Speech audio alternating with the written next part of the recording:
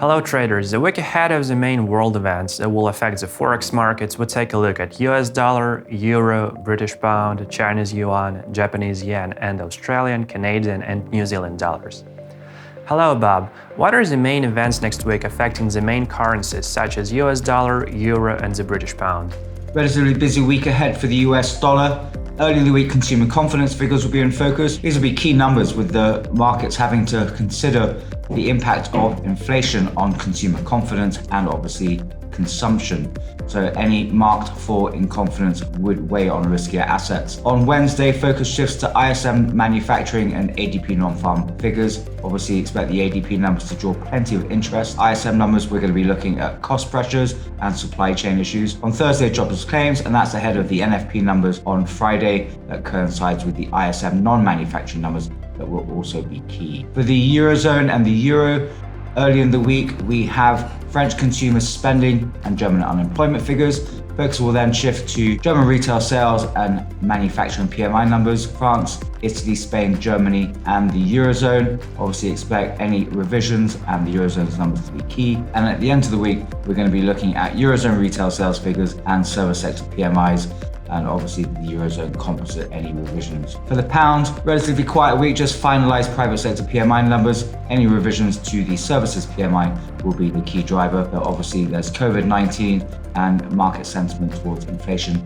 and Bank of England monetary policy to consider. Thanks Bob. And for the commodity currencies, quiet week again, or is there anything specific that traders need to focus on? For the commodity currencies, relatively busy week. For the loonie key stats, we're going to be looking at GDP numbers and employment figures. While GDP numbers will draw plenty of interest, employment figures will likely be key. For the Aussie dollar, we have GDP numbers as well, obviously particularly important following the recent messages from the RBA. And then we have trade data as well, so any further supply chain issues will likely be reflected there. So the reopening of the country, easing of restrictions to support larger imports.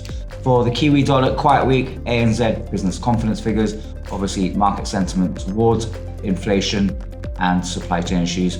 How will that impact business sentiment in New Zealand? What is currently happening in the Asian markets, Japan and China, and what are the PMI numbers for Asia? The Japanese yen, retail sales, prelim industrial production and finalized private sector PMIs. Expect the retail sales and production figures to be the main areas of interest. They're unlikely to have too much impact on the yen. For the Chinese one, some key stats out of China. We've got the MBS private sector PMI numbers for November, followed by the Caixin manufacturing numbers, and then the service PMI numbers as well. Obviously expect the Caixin manufacturing PMI to draw the greatest interest. We're going to be looking at the components, including cost pressures, deliveries, and obviously new orders, both domestic and from overseas. And in order to sum up, what are the geopolitical risks we're looking at the next week? On the geopolitical risk front, nothing new to consider, so just need to continue monitoring chatter from Capitol Hill and obviously from China and the Middle East. On the COVID-19 front, however, downside risks to riskier assets remain,